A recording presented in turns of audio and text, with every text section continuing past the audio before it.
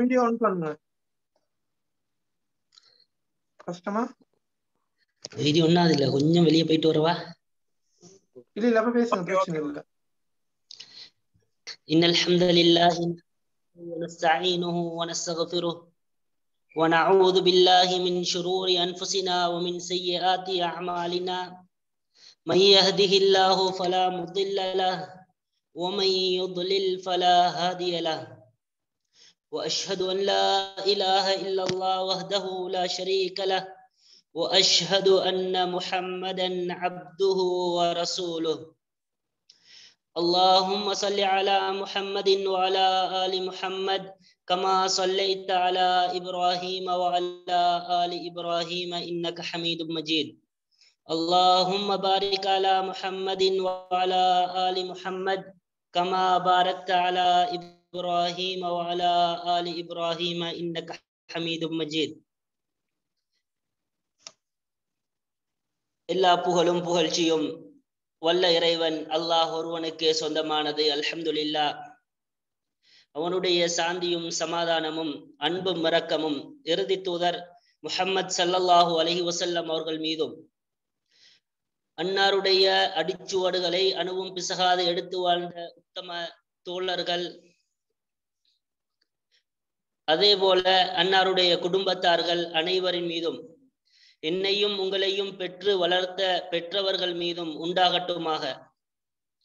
அன்பார்ந்த சகோதர சகோதரிகளே, பெரியவர்களே, ஈமானிய உறவுகளே, இன்றைய மாதாந்த பயான் நிகழ்ச்சியில் அல்லாஹுவின் அருளை மறுமை நாளில் இழக்கக்கூடியவர்கள் என்ற தலைப்பில் ஒரு சில செய்திகளை உங்களுடன் பகிர்ந்து கொள்ளலாம் என்று நினைக்கிறேன்.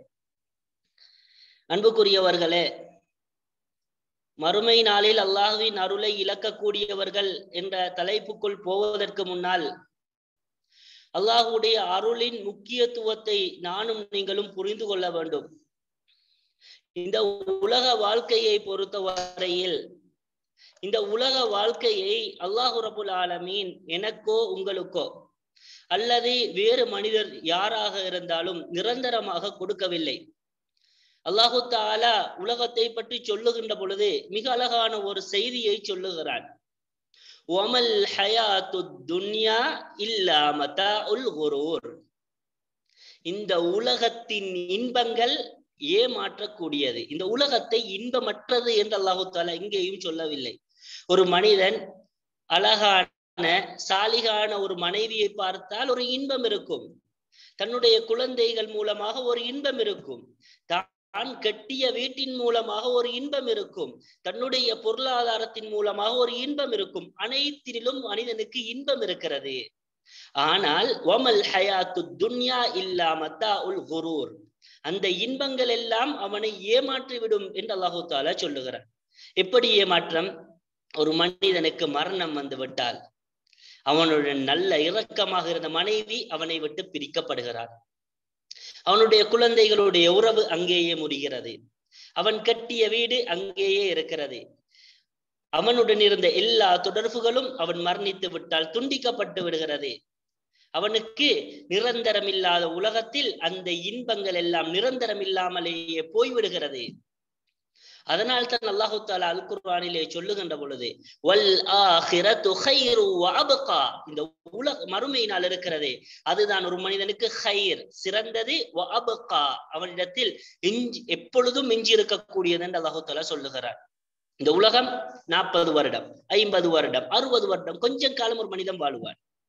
மரணித்தால் மரணித்ததிலிருந்து நிலையான வாழ்க்கை, அவனுடைய வாழ்க்கையில் அப்பொழுது மாற்றம் கிடையாது.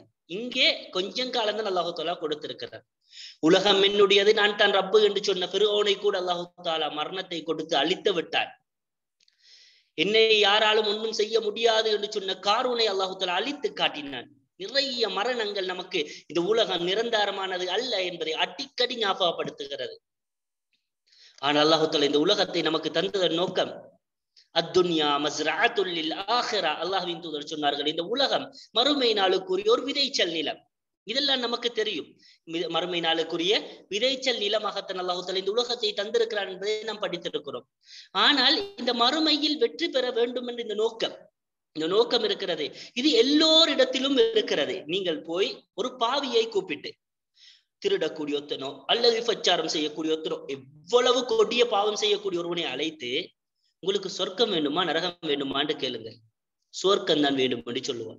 ஒரு குழந்தை அந்த உலகத்துக்கு, அந்த குழந்தைக்கு சொர்க்க நரகத்தை பற்றி எதுவும் தெரியாமல் இருக்கும். உனக்கு சொர்க்கம் வேண்டுமா நரகம் வேண்டுமா என்றால் அந்த குழந்தை எனக்கு சொர்க்கம் வேண்டும் என்று சொல்லும். பிற மதத்தவரை கூப்பிட்டு கேளுங்க, மரணித்ததற்கு பின்னால் நீங்கள் நல்ல முறையில் இருக்க வேண்டுமா மோசமான முறைக்கு போக வேண்டுமா, சொர்க்க நரகம் தெரிந்தவராக இருந்தால் சொர்க்கம் வேண்டுமா நரகம் வேண்டுமா என்று கேட்டால் சொர்க்கம் தான் வேண்டும் என்றும். எல்லோருடைய நோக்கமும் சுவர்க்கம் செல்வதுதான். நபிமார்கள் பட்ட கஷ்டங்கள், சஹாபாக்கள் பட்ட தியாகங்கள், நாம் ஒவ்வொரு நாளும் செய்யக்கூடிய தியாகம், எவ்வளவு நேரத்தை ஒதுக்கி தொழுகையை தொழுவோம், எவ்வளவு கஷ்டப்பட்டு நோன்புகளை பிடித்திருப்போம். இப்பொழுது கூட இந்த பயான் நிகழ்ச்சிக்கு வந்ததன் நோக்கம் என்ன? நம்மிலே மாற்றங்களை கொண்டு வர வேண்டும், மறுமைக்குரியவர்களாக நம்மை மாற்றிக்கொள்ள வேண்டும் என்பதுதான். இப்படியெல்லாம் நாம் பல கஷ்டங்களை படுகிறோம். அனைத்தினதும் இலக்கு சுவர்க்கத்துக்குள்ளால் நானும் நீங்களும் பிரவேசிக்க வேண்டும் என்பது மட்டும்தான். அன்பார்ந்தவர்களே, இப்படி நம்முடைய இலக்கு இருக்கின்ற பொழுது இந்த இலக்கை அடைவதற்கு நாம் என்ன செய்ய வேண்டும் என்பதை கட்டாயம் நாம் தெரிந்து கொள்ள வேண்டும். நிறைய பேர், அல்லாஹ் பாதுகாக்க வேண்டும், அப்படிப்பட்டவர்கள் இருந்து நம்மை பாதுகாத்து நமக்கு நேரான வழியை தர வேண்டும். நிறைய பேருக்கு சுவர்க்கம் போக வேண்டும் என்ற ஆசை இருக்கிறது. ஆனால் சுவர்க்கம் போக என்ன வேண்டும் என்று சரியாக தெரியாது. உலகத்தில் நாம் ஒரு இலக்கு வைத்திருப்போம், மறுமையில் நம்முடைய இலக்கு என்ன? சுவர்க்கம் தான். அந்த இலக்கை அடைவதற்கு நமக்கு என்ன தேவை என்பதை நாங்கள் ஒவ்வொருவரும் சிந்தித்து அதற்குரியவர்களாக நம்மை மாற்ற வேண்டும். உலகத்திலே ஒருவன் மருத்துவராக வேண்டும் என்றால் மெடிசின் தான் படிக்க வேண்டும். ஒருவன் மருத்துவனாக வேண்டும் என்று விட்டு இன்ஜினியரிங் படித்தால் சரி வராது. அவனுடைய இலக்கை அவன் அடைவதற்கு அதற்குரிய கற்கை நெறியை தான் நாம் தெரிவு செய்ய வேண்டும். நீதிபதியாக வேண்டுமா, நீதித்துறையை தான் நாம் படிக்க வேண்டும். ஒருவன் மார்க்கப்பட்டுள்ள மார்க்கம் படிக்க வேண்டுமா, அவன் போய் சயின்ஸ் ஃபேக்கல்ட்டியோ அல்லது வேறொரு ஃபேக்கல்ட்டியோ தெரிவு செய்யக்கூடாது. தன்னுடைய இலக்கு எதுவோ அதை அடைவதற்கு என்ன துறை இருக்கிறதோ அந்த துறையில் தான் அவன் பயணிக்க வேண்டும். இதுதான் உலக நியதி. இதேதான் மறுமையின் நியதியும். நம்முடைய மறுமையின் இலக்கை நாம் அடைய வேண்டுமா, மறுமைக்கு என்ன தேவை, எது மறுமையில் வெற்றியை கொடுக்கும் என்பதை நானும் நீங்களும் கட்டாயம் தெரிந்து கொள்ள வேண்டும். எனவே நாம் இவ்வளவு காலம் இருந்தோம், சுவர்க்கத்துக்கு எது நம்மை கொண்டு போகும் என்று தெரியவில்லை என்ன, நம்மை விட துப்பாக்கியசாலிகள் வேறு யாரும் இருக்க முடியாது. அன்பார்ந்தவர்களே, நாம் எல்லாம் செய்கின்ற நன்மைகள் நம்மை சொர்க்கம் கொண்டு போகுமா? நிறைய பேருடைய மனதில் இருக்கக்கூடிய ஒரு பிரச்சனை இதுதான். நினைப்பார்கள், நான் அமல் செய்தால் மட்டும் என்ன செய்யலாம், எனக்கு சுவர்க்கம் செல்லலாம் என்று நினைத்து கொண்டு இருக்கிறார்கள். நான் அமல் செய்கிறேன், நான் நிறைய செய்திருக்கிறேன், இனியும் செய்வேன், நான் சொர்க்கம் போவேன்.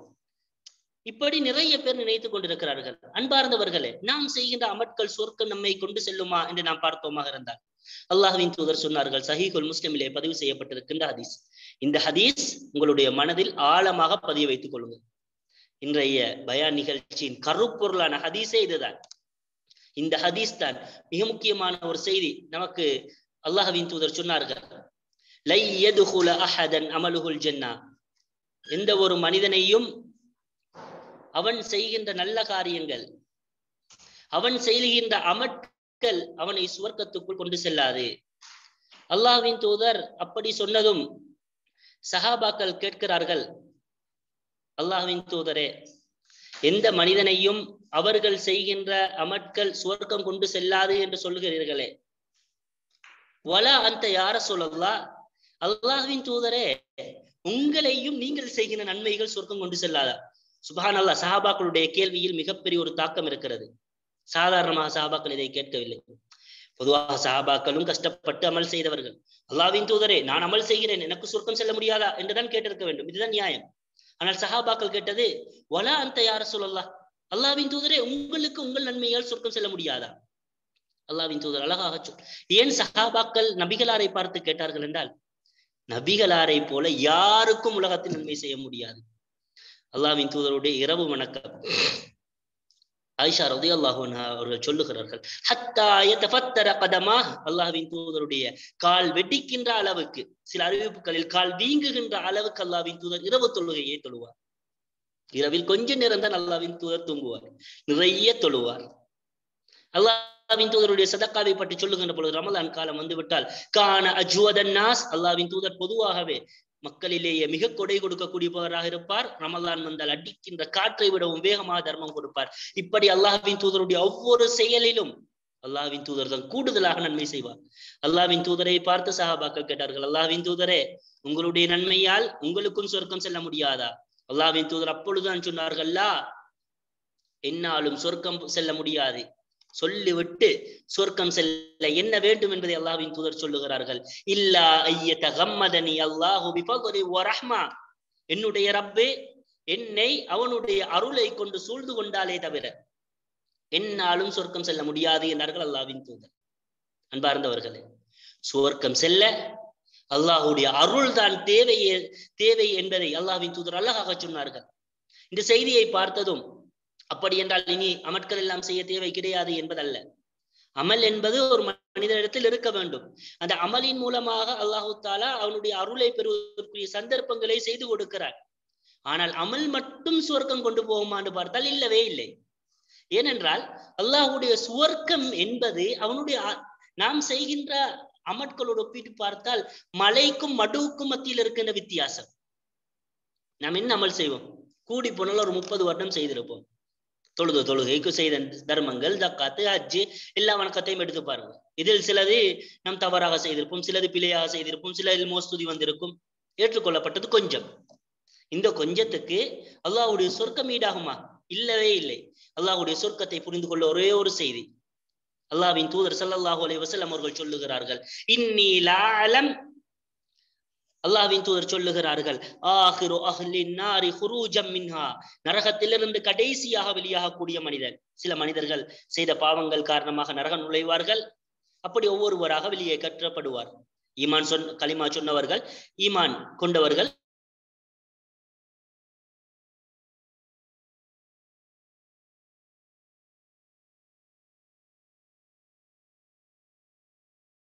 சொர்க்கம் நுழையக்கூடிய மனிதன், நரகத்திலிருந்து வரக்கூடிய கடைசி மனிதன், அப்படியே சொர்க்கத்துக்குள்ளுக்கு போகக்கூடிய மனிதன் எனக்கு தெரியும் என்று அல்லாஹ்வின் தூதர் சொல்லிவிட்டு சொன்னார்கள், ரஜுலுன், ஒரு மனிதர், யஹ்ருஜு மினன் நார் ஹபுவன், மறுமை நாளில் நரகத்தில் இருந்து ஒரு மனிதன் தவண்டு வருவான். அல்லாஹ்வின் தூதர் சொல்லுகிறார்கள், தவண்டு ஒரு மனிதன் வருவான். வந்த அந்த மனிதன் அல்லாஹ்வின் பக்கத்தில் வருவான். அல்லாஹ் சொல்லுவானாம், இத்ஹப் ஃபத்ஹுலில் ஜன்னah, மனிதா நீ போய் சொர்க்கத்துக்குள் நுழை, உன்னுடைய தண்டனை காலம் முடிந்து விட்டது, நீ சொர்க்கம் நுழையலாம். அந்த மனிதன் சொர்க்கத்தின் பக்கம் போனால் சொர்க்கத்துக்கு பக்கத்தில் போய் பார்ப்பான். ஃபயுஹய்யலு இலைஹி அன்னஹா மலஉன், அவன் சொர்க்கத்துக்கு பக்கத்தில் போனதும் சொர்க்கம் நிறைந்ததை போல அவனுக்கு காட்டப்படும். போய் பார்க்கிறான், சொர்க்கம் நிறைஞ்சு, சொர்க்கத்தில் இடம் கிடையாது என்ற ஒரு முறை அவனுக்கு காட்டப்படுகிறது. திரும்பி வருகிறான், இறைவனே சொர்க்கம் நிறைந்திருக்கிறது. அல்லாஹ் சொல்லுகிறான், இல்லை நீ போ, உனக்குரிய சொர்க்கம் இருக்கிறது. அந்த மனிதன் போகிறான், மீண்டும் சொர்க்கம் நிறைந்ததை போல் காட்டப்படுகிறான். அந்த மனிதன் வருகிறான், இறைவனே சொர்க்கம் நிறைந்ததே என்கிறான். அல்லாஹு தாலா சொல்லுகிறான், இல்லை உனக்குரிய சொர்க்கம் இருக்கிறது. சொல்லிவிட்டு அல்லாஹு தாலா அழகான ஒரு செய்தியை அந்த மனிதனுக்கு சொல்லுகிறான், உனக்குரிய சொர்க்கம் உலகத்தை போல 10 மடங்கு பெரியது என்கிறான் அல்லாஹ். அல்லாஹ் அந்த மனிதனுக்கு சொன்னது என்ன தெரியுமா? உனக்குரிய சொர்க்கம் உலகத்தை போல 10 மடங்கு பெரியது. இலங்கையை போலவோ, இந்தியாவை போலவோ, சவுதி அரேபியா போலவோ அல்ல, உலகத்தை போல, மொத்த உலகத்திலும் 10 மடங்காக பெருக்கினால் அதுதான் அந்த மனிதனுக்குரிய சொர்க்கம் என்று சொன்னதும் அந்த மனிதன் கேட்பானா, அத்தஸ்ஹரு பி வ அன்த மலிக், யா அல்லாஹ் நீ நீதிபதியாக இருந்து கொண்டு, நீ ஆட்சியாளனாக இருந்து கொண்டு என்னை நீ பரிகசிக்கிறாயா? இன்னொரு அறிவிப்பிலே வதல்லஹகு மின்னி வ அன்த மலிக், நீ ஆட்சியாளனாக இருந்து கொண்டு என்னை வைத்து நீ சிரிக்கிறாயா யா அல்லாஹ்னு கேட்பானா. அல்லாஹ்வின் தூதர் இதை சொல்லிவிட்டு அல்லாஹ்வின் தூதர் கடைவாய் பற்கள் தெரிகின்ற அளவுக்கு சிரித்தார்கள். அல்லாஹ்வின் தூதர் சிரித்து விட்டு சொன்னார்கள், ذَلِكَ أَدْنَى أَهْلَ الْجَنَّةِ مَنْزِلًا, சொர்க்கவாதிகளில் கடைசி அந்தஸ்து இதுதான் என்று அல்லாஹ்வின் தூதர் சொன்னார்கள். சுப்ஹானல்லாஹ். அல்லாஹ் சொர்க்கவாதிகளாக நம்மை ஆக்க வேண்டும். அன்பார்ந்தவர்களை, சொர்க்கத்துக்கு நுழைகின்ற கடைசி மனிதனுக்குரிய சொர்க்கம் உலகத்தை போல 10 மடங்கு என்றால் அவனுக்கு முன்னால் செல்லக்கூடிய, அவருக்கு முன்னால் எந்த நரகமே போகாமல் இறைவனுடைய அருளால் பாவம் எல்லாம் மன்னிக்கப்பட்டு சொர்க்கத்துக்குள் உடனடியாக நுழையக்கூடியவன் எப்படி இருக்கும் சொர்க்கம்? அல்லாஹ்வின் தூதர் அதனால் தான் இன்னொரு ஹதீஸிலே சொன்னார்கள், அல் ஜன்னா, சொர்க்கத்தை பற்றி சொல்லுகின்ற பொழுது 100 தர்ஜா, 100 அந்தஸ்து இருக்கிறது. ஒவ்வொரு அந்தஸ்தும் ஒரு அந்தஸ்தில் அடுத்த அந்தஸ்துக்கு மத்தியில் இருக்கக்கூடிய வித்தியாசம் வானம் பூமி அளவு விசாலமானது என்றார்கள் அல்லாஹ்வின் தூதர். ஃபைதா சஅல்துமுல்லாஹ ஃபஸ்அலுல் ஃபிர்தௌஸ், அதிலே மிக உயர்ந்தது ஜன்னத்துல் ஃபிர்தௌஸ். அல்லாஹ்விடத்தில் கேட்டால் ஜன்னத்துல் ஃபிர்தௌஸை கேளுங்கள் என்று அல்லாஹ்வின் தூதர் சொன்னதை பார்க்கலாம். அன்பார்ந்தவர்களே, சுவர்க்கத்தை பற்றி நாம் பார்த்தோம். சுவர்க்கம் அவ்வளவு பிரமாண்டமானது, நாம் செய்கின்ற அமல் கொஞ்சம். அப்ப இந்த அமல் ஒரு காலமும் நம்முடைய அமலுக்கு அல்லாஹ்வுடைய சுவர்க்கத்துக்கு ஒப்பாகாது. அது நாம் செய்கின்ற அமட்கள் இறைவன் நமக்கு செய்திருக்கின்ற அருட்களோடு நாம் ஒப்பிட்டு பார்த்தாலே போதாது. நம் காலம் முழுக்க சுஜூதில் இருந்தாலும் அல்லாஹ் நமக்கு செய்திருக்கின்ற அருள் இருக்கிறது, நியாமத்துக்கள், அதுக்கே ஒப்பாகாது. ஏனென்றால் அல்லாஹ் அந்த அளவுக்கு செய்திருக்கிறார். உடல் உறுப்புகளை பாருங்கள், எந்த குறையும் கிடையாது. நமக்கு வீடு இருக்கிறது, நமக்கு திருமணமாய் குழந்தைகள், அதே போல நமக்கு அழகான வாழ்க்கை, அழகான சம்பாத்தியம், வியாபாரம், அத்தனையும் அல்லாஹ் தந்திருக்கும். இப்படி ஏராளமானது அடுக்கி கொண்டு சொல்லலாம். அவ்வளவு நியமத்துக்களை தந்த அல்லாஹ். அந்த நியமத்துக்களுக்கு நன்றி செலுத்துவதற்கு நம்முடைய இபாதத்துக்கள் போதாது என்றால் அல்லாஹ்வுடைய சுவர்க்கத்தை பெறுவதற்கு அமட்கள் மட்டும் போதாது. இப்படி பார்க்கின்ற பொழுது சில குர்ஆன் வசனங்கள் சிலர் பார்க்கலாம், இது என்ன குர்ஆனிலே அல்லாஹு தஆலா யாரெல்லாம் நல்ல அமட்கள் செய்கிறார்களோ அவர்களுக்கு சுவர்க்கம் இருக்கிறது என்று சொல்லுகிறானே என்ற வசனங்கள் இருக்கிறது என்று யோசிக்கலாம். அல்லாஹு தஆலா அதை ஒரு காரணமாக சொல்லுகிறான். அமல் செய்வது என்பது ஒரு காரணம், ஆனால் சுவர்க்க நுழைவதற்கு அல்லாஹ்வுடைய அருள் தான் தேவை. உதாரணத்துக்கு, கணவன் மனைவி ஒன்று சேர்ந்தால் குழந்தை பெறும், உடல் உறவு கொண்டால் குழந்தை கிடைக்கும், இதுதான் தியரி. ஆனால் கணவன் மனைவி ஒன்று சேர்கின்ற பொழுதெல்லாம் குழந்தை கிடைக்குமா? கிடையாது. அல்லாஹ்வுடைய நாட்டமும் இருந்தால்தான் குழந்தை கிடைக்கும். சிலர் இருக்கிறார்கள் 20 வருடமாக கணவன் மனைவி ஒன்று சேர்ந்தும் குழந்தை பாக்கியம் இல்லாதவர்கள். அதே அல்லாஹு தஆலா திருப்பியும் செய்து காட்டினான் மரியம் அலைஹிஸ்ஸலாம் அவருடைய விடயத்தில்.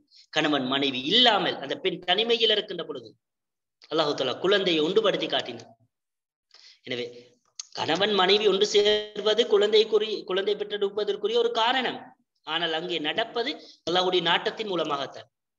ஒரு விவசாயம் செய்தான், நீர் இருந்தால் அந்த விவசாயம் நல்ல முறையில் வரும். ஆனால் நீர் இருக்கின்ற பொழுதும் சில நஷ்டங்கள் வரும் சிலருக்கு. அல்லாஹ்வுடைய நாட்டம் இருக்கவில்லை. அல்லாஹ்வுடைய நாட்டமும் இருந்தால்தான் இரண்டும் சரி வரும். அதே போலதான் அமல் என்பது ஒரு காரணம். அல்லாஹ்வுடைய ரஹ்மத்தும் இருந்தால்தான் அந்த இடத்திலே அவனால் என்ன செய்யலாம், சுவர்க்கம் நுழையலாம் என்பதை பார்க்கலாம். அதனால் தான் சிலர் சுவர்க்கம் நுழைந்த வரலாறுகளை நமக்கு பார்க்கின்ற பொழுது ஆச்சரியமாக இருக்கும். அல்லாஹ்வின் தூதர் சொன்னார்களே, பனு இஸ்ரவேல் காலத்தில் ஒரு பெண்மணி விபச்சாரி இருந்தால் நாய்க்கு தண்ணி கொடுத்தால் சுவர்க்கம் நுழைந்தார். அவளிடத்தில் நன்மையே இல்லை, எப்படி சுவர்க்கம் நுழைந்தார்? நன்மையால் மட்டும்தான், அமட்களால் மட்டும்தான் சுவர்க்கம் என்றால் அந்த பெண் எப்படி சுவர்க்கம் நுழைந்திருப்பார்? ஹபீபுன் நஜ்ஜார் சூரத்து யாசினில் அல்லாஹ் தஆலா ஒரு வரலாறையை சொல்லுகிறார். ஒரு மனிதர், அந்த மனிதர் எந்த ஒரு சுஜூதும் செய்தது கிடையாது, எந்த ஒரு அமலும் செய்தது கிடையாது. ஓடி வருகிறார், இஸ்லாத்தை ஏற்கிறார், அந்த நபிமார்கள், அந்த காலத்தில் இருந்த நபிமார்களை நம்புகிறார், சின்ன ஒரு தவாவை செய்கிறார், மக்கள் அடித்து கொள்கிறார்கள் அந்த மனிதனை.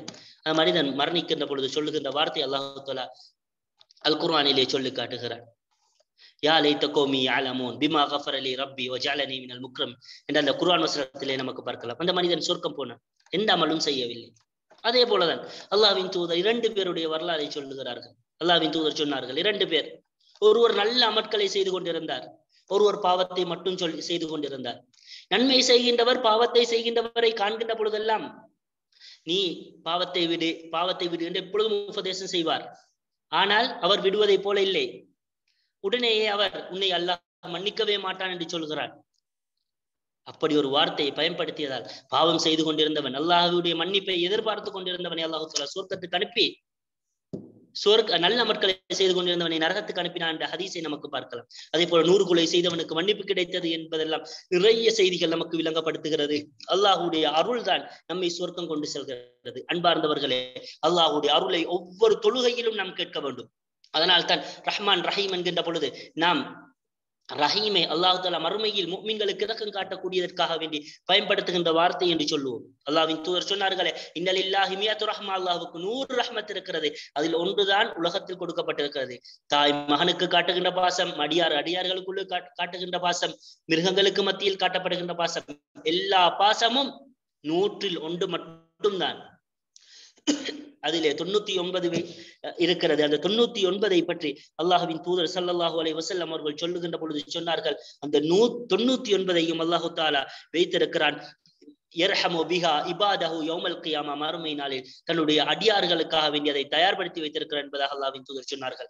எனவே அன்பார்ந்தவர்களே, நிறைய அல்லாஹ்வுடைய அருளை நாம் தேடுவதற்குரிய முயற்சிகளை நம்முடைய வாழ்க்கையில் செய்ய வேண்டும். அல்லாஹ்வுடைய அருளை திரும்ப திரும்ப அல்லாஹ்விடத்தில் கேட்டுக்கொண்டே இருக்க வேண்டும்.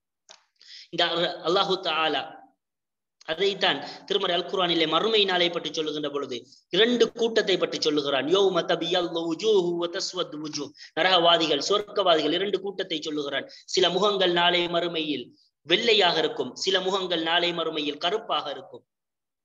அல்லாஹு தஆலா வெள்ளையாக இருக்கக்கூடிய முகங்கள் கொண்டவர்களை பற்றி சொல்லுகின்ற பொழுது சூரத்து ஆல இம்ரானிலே சொல்லுகிறான், வ அம்மல்லதீன பியத்தத் வுஜூஹுஹும் ஃபீ ரஹ்மத்தில்லாஹ், யாருடைய முகமெல்லாம் வெள்ளையானதோ அவர்களுடைய வெள்ளைக்குரிய காரணம் அல்லாஹ்வுடைய அருள்தான்.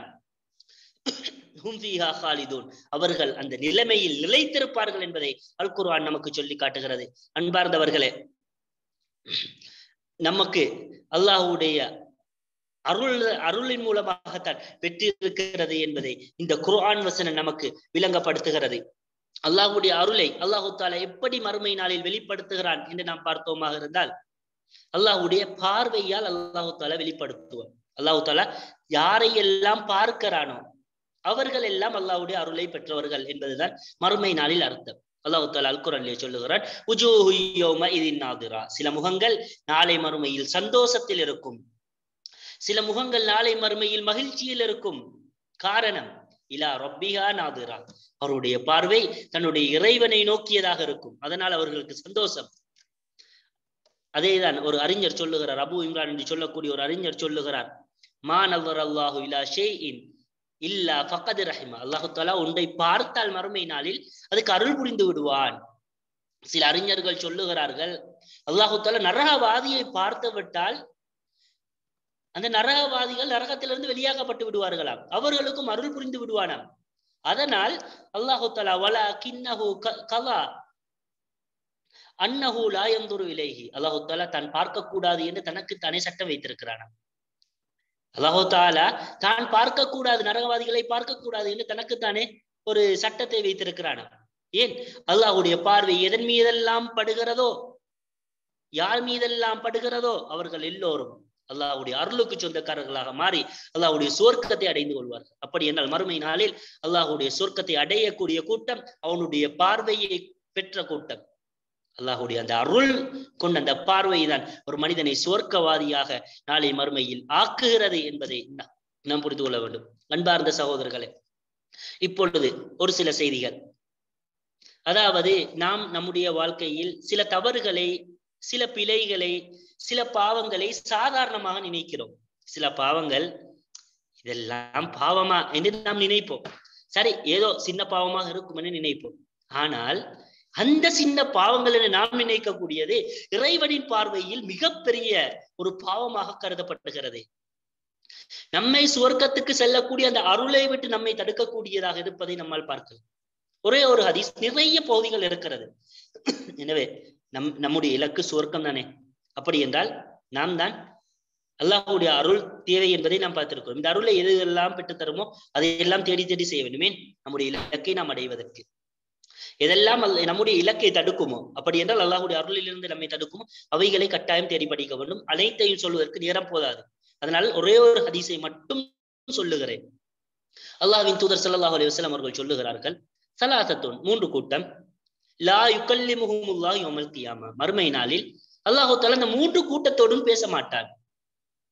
அல்லாஹ்வின் தூதர் தொடர்ந்து சொல்லுகிறார்கள், வலா யன்துருஹும் இலைஹி, அல்லாஹ் தஆலா அப்படிப்பட்டவர்களை மறுமை நாளில் பார்க்க மாட்டான். அல்லாஹ் தஆலா மறுமை நாளில் பார்க்க மாட்டான் என்றால் நாம் ஏற்கனவே பார்த்திருக்கிறோம். அல்லாஹ்வுடைய பார்வையை பெற்றால் தான் அல்லாஹ்வுடைய அருளை பெற்றவர்கள். அல்லாஹ்வுடைய பார்வையை யாரெல்லாம் இழக்கிறார்களோ அவர்கள் அருள் பெறாதவர்கள், அவர்கள் அல்லாஹ்வுடைய அருளில் இருந்து தூரமாக்கப்பட்டவர்கள் என்பதை நாம் பார்த்தோம். வலா யுஸக்கீஹிம், அல்லாஹ்வின் தூதர் தொடர்ந்து சொல்லுகிறார்கள், அந்த 3 கூட்டத்தையும் அல்லாஹ் தஆலா தூய்மைப்படுத்த மாட்டார். தூய்மைப்படுத்துவது என்றால் சொர்க்கம் நுழைவதாக இருந்தால் ஒரு மனிதனிடத்தில் எந்த பாவமும் இருக்கக்கூடாது. அல்லாஹ் தஆலா இதற்கு 2 வழிகளை வைத்திருக்கிறார். ஒன்று, அவன் தானாக பாவத்தை மன்னித்து ஒரு மனிதனை சொர்க்கத்துக்கு அனுப்புவான், அல்லது கொஞ்சம் கால நரகத்துக்கு அனுப்பி அவனுடைய தண்டனை காலம் முடிந்ததும் திருப்பி எடுப்பான். இதுதான் அல்லாஹ் வைத்திருக்கின்ற முறை. அப்ப அல்லாஹ்வின் தூதர் சொல்லிவிட்டு இன்னும் சொல்லுகிறார்கள் வலஹும் அதாபுன் அலீம், இப்படிப்பட்டவர்களுக்கு கடுமையான வேதனை இருக்கிறது. அல்லாஹ் பேச மாட்டான், அல்லாஹ் பார்க்க மாட்டான், அல்லாஹ் தூய்மைப்படுத்த மாட்டான், அல்லாஹ்வுடைய தண்டனை இருக்கிறது, வேதனை தரக்கூடிய தண்டனை இருக்கிறது. அல்லாஹ்வின் தூதர் 3 முறை சொல்லுகிறார். அல்லாஹ்வின் தூதர் 3 முறை சொல்லுவதை கேட்டு அபூதர் அல் கிஃபாரி என்ற நபி தோழர் கேட்கிறார், ஹாபு வ ஹஸிரு மன் ஹும் யா ரசூலுல்லாஹ், அல்லாஹ்வின் தூதரே, இப்படி நஷ்டமடைந்தவர்கள் யார் அல்லாஹ்வின் தூதரே என்று கேட்கிறார். என்ற அந்த நபித்தோழருக்கு அந்த வர்ணனையை பார்த்ததும் இப்படிப்பட்ட நஷ்டமடைந்தவர்கள் இருக்கிறார்களா என்று அல்லாஹ்வின் தூதர் கேட்கிறார். அந்த நபித்தோழரை பயப்படுகிறார். ஏனென்றால் அதனுடைய வரை விலக்கணமே மிக பயங்கரமானது. அல்லாஹ் பார்க்காதவர்கள், அல்லாஹ் பேசாதவர்கள், அல்லாஹ்வின் தண்டனைக்குரியவர்கள், அல்லாஹ்வால் சுத்தப்படுத்தப்படாதவர்கள். இது போதாதா?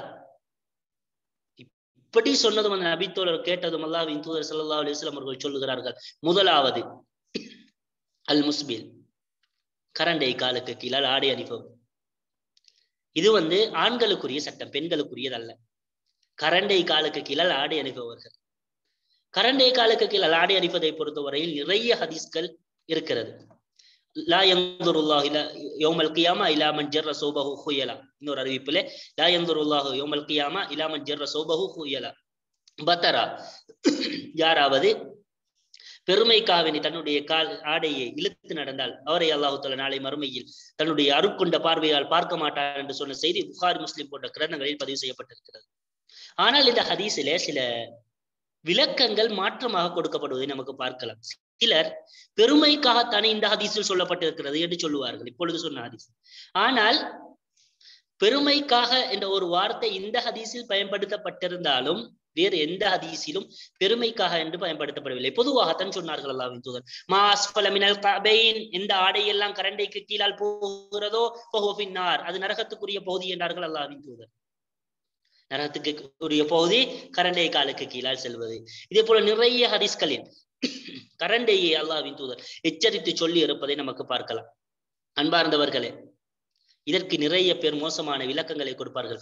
இது பெருமைக்காகத்தான், அல்லது இது ஒரு புடவை துண்டுதானே, இதற்கெல்லாம் நரகமா என்றெல்லாம் ஆக்கள் யோசிப்பார்கள். அதாவது நாம் ஒன்றை புரிந்து கொள்ள வேண்டும், ஒரு புடவை துண்டு அல்ல, இது அல்லாஹ்வுக்கு வெறுப்பை ஏற்படுத்தக்கூடிய ஒரு காரியம், அல்லாஹ்வுடைய வெறுப்பை சம்பாதித்து தரக்கூடிய ஒரு காரியம் என்பதை நாம் தெளிவாக புரிந்து கொள்ள வேண்டும். அன்பார்ந்தவர்களே, பெருமைக்காக என்று ஒரு ஹதீஸில் சொல்லப்பட்டிருக்கிறது, அடுத்த ஹதீஸ்கள் எல்லாம் பொதுவாகத்தான் வந்திருக்கிறது. இப்படி ஒரு பொது சட்டத்தில் குறிப்பிட்டு கொண்டு வந்தால் பொது சட்டத்தை தான் நாம் பார்க்க வேண்டும், குறிப்பிட்டு வருவதே அல்ல. உதாரணத்துக்கு பொய் சொல்லக்கூடாது, இந்த சட்டம் எல்லோருக்கும் தெரியும். ஆனால் சில ஹதீஸ்கள் அல்லாஹ்வின் தூதர் வியாபாரத்தில் பொய் சொல்ல வேண்டாம் என்றார்கள், பின்னால் வரும் அந்த செய்தியும். இப்படி சொல்லப்படுவதால் வியாபாரத்தில் மட்டும்தான் பொய் சொல்லக்கூடாது, பொதுவாக பொய் சொல்லலாம் என்ற கருத்து கொடுக்க முடியுமா? முடியாது. அதே போலதான் பொதுவாகவே கரண்டை காலுக்கு கீழால் அணியக்கூடாது, குறிப்பாக பெருமைக்காகவும் அணியக்கூடாது. இதுதான் அந்த ஹதீஸுடைய விளக்கம். எனவே ஆண்கள் கரண்டை காலுக்கு கீழால் ஆடை செல்வதை மிக கவனமாக இருக்க வேண்டும். சாதாரணமான புடவை துண்டு, இதற்கெல்லாம் நரகமா, இதெல்லாம் நவீன கலாச்சாரத்துக்கு முரணானது என்றெல்லாம் இந்த வாக்குவாதங்கள் பேசுவதை தவிர்த்து கொள்ள வேண்டும். சிலர் அதை கேவலமாக பார்ப்பார்கள், சிலர் அதை ஏளனமாக கருதுவார்கள். அன்பார்ந்தவர்களே, ஏளனம் அதுவல்ல. அல்லாஹ் தஆலா சொல்லுகிறார், ரப்பனா இன்னக மன் துத்கிலின் நார ஃபகத் அஹ்ஸைதா, யா அல்லாஹ், யாரையெல்லாம் நீ நரகவாதியாக்கினாயோ அதுதான் கேவலம் என்பதை அல் குர்ஆன் நமக்கு சொல்லி காட்டுகிறது. அது ஒரு கூட்டம். இரண்டாவது, அல்லாஹ்வின் தூதர் சொன்னார்கள், அல் மன்னான், கொடுத்த தர்மத்தை சொல்லி காட்டக்கூடியவர்கள். யாரெல்லாம் தர்மம் கொடுத்து அதை சொல்லி காட்டுகிறார்களோ அவர்களும் மேலே சொல்லப்பட்ட அந்த பயங்கரமான கூட்டத்துக்குள் உள்வாங்கப்படுவார்கள். அல்லாஹ் தஆலா அல் குர்ஆனிலே சொல்லுகிறார், யா அய்யுஹல்லதீன ஆமனூ, ஈமான் கொண்ட விசுவாசிகளே, லா துப்திலூ ஸதகாத்திக்கும் பில் மன்னி வல் அதா, உங்களுடைய சதகாக்களை நீங்கள் சொல்லி காட்டுவதன் மூலமாக இல்லாமலாக்கி விட வேண்டாம். கல்லதி யுன்ஃபிகு மாலஹு, அந்த வசனத்தை அல்லாஹ் தஆலா தொடராக சொல்லுகின்ற பொழுது அதுக்கு ஒரு உதாரணத்தையும் சொல்லுகிறான். ஃபமஸலுஹு கமஸலி ஸஃப்வான், சுப்ஹானல்லாஹ், அல்லாஹ் ஒரு உதாரணத்தை சொல்லுகிறான். அதுக்கு உதாரணம் என்ன தெரியுமா? ஒரு மனிதன் சதக்கா செய்கின்ற பொழுது நிறைய நன்மைகளை பெறுவான். அல்லாஹ் தஆலா அல் குர்ஆனிலே ஒரு வித்தை உதாரணம் சொல்லுகிறான். ஒரு வித்து 700ஆக பெருக்கப்படுகிறது. ஒரு மனிதன் 1 ரூபாவை கொடுத்தால் 700 ரூபாவாக அவனுக்கு நன்மை வரும். சொல்லிவிட்டு அல்லாஹ் தஆலா சொல்லுகிறான் வல்லாஹு யுதாஇஃபு லிமன் யஷா, நாடியவர்களுக்கு அதை இரட்டிப்பாக கொடுக்கிறேன் என்று அல்லாஹ் தஆலா சொல்லுகிறான். அப்படியெல்லாம் நன்மைகளை பெற்றவர்கள் தங்களுடைய நன்மையை சொல்லி காட்ட மூலமாக அளிக்க வேண்டாம் என்று அல்லாஹ் தஆலா சொல்லிவிட்டு சொல்லுகிறான். உதாரணம், ஒரு பாறையை போல, ஒரு மேட்டு பாறையை போல, அந்த பாறையில் நிறைய புழுதிகள் மண் எல்லாம் இருக்கும்.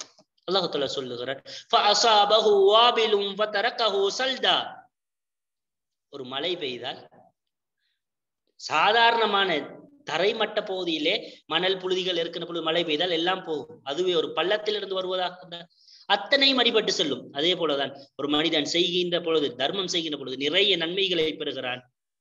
ஒரே ஒரு வார்த்தையில் சொல்லி காட்டுவதால், ஒரே ஒரு வார்த்தை, நானும் இப்படி கொடுத்திருக்கிறேன்,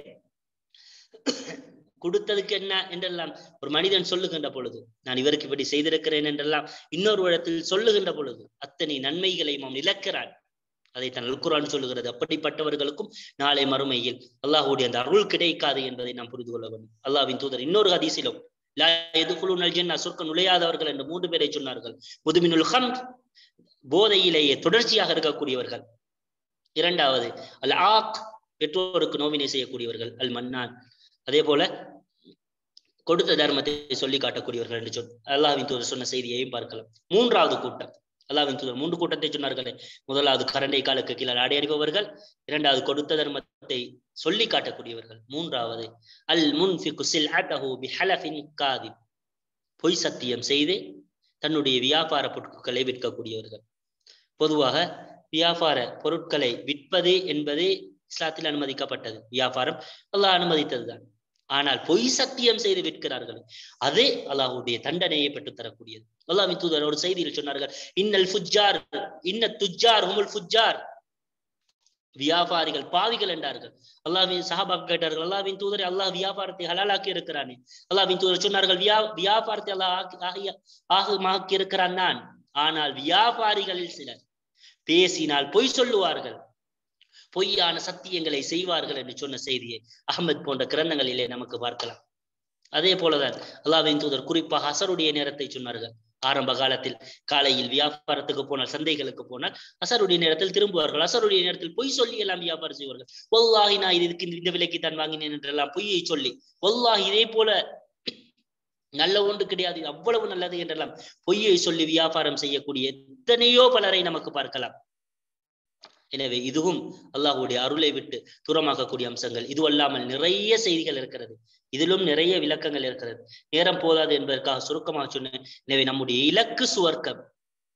நானும் நீங்களும் சுவர்க்கம் போக வேண்டும் என்றால் எல்லா கஷ்டங்களையும் படுகிறோம், எல்லா தியாகங்களையும் செய்கிறோம். ஒவ்வொரு தியாகத்துக்கு பின்னாலும் நம்முடைய நோக்கம் நாம் சுவர்க்கத்தை அடைய வேண்டும் என்பதுதான். அப்படி என்றால் நம்முடைய சுவர்க்கத்துக்கு நம்மை கொண்டு போகின்ற இந்த அருள், நமக்கு சுவர்க்கம் கிடைப்பதற்கு காரணமாக இருக்கின்ற அருள் எதுவெல்லாம் பெற்று தருமோ அவைகளை எல்லாம் செய்யக்கூடியவர்களாக, எதுவெல்லாம் நம்முடைய அருளை விட்டு தடுக்குமோ, அல்லாஹ்வின் அருளை கிடைப்பதை விட்டு நம்மை தூரமாக்குமோ அவைகளை விட்டு நாம் விலகி வாழ்ந்து கொள்ளும்படி அல்லாஹு தாலா எப்படி இந்த இடத்திலே நம்மை ஒன்று சேர்த்திருக்கிறான், அதே போல ஜன்னத்துல் ஃபிர்தௌஸிலும் ஒன்று சேர்க்க வேண்டும் என்ற பிரார்த்தனையோடு விடைபெறுகிறேன். வாஹிர் தஅவானா.